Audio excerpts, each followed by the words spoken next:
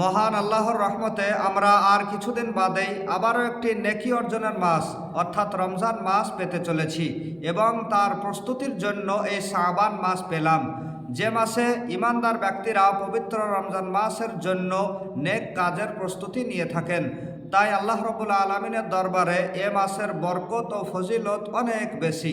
একটি হাদিসে হযরত আনাস বিন মালিক রাদিয়াল্লাহু তাআলা আনহু থেকে বর্ণিত আছে, নবী সাল্লাল্লাহু আলাইহি ওয়াসাল্লাম রজব মাস এবং শাবান মাস সম্পর্কে এই বলে দোয়া করতেন, আল্লাহুম্মা বারিক লানা ফি রজব ওয়া শাবান ওয়া বাল্লিগনা রমাদান।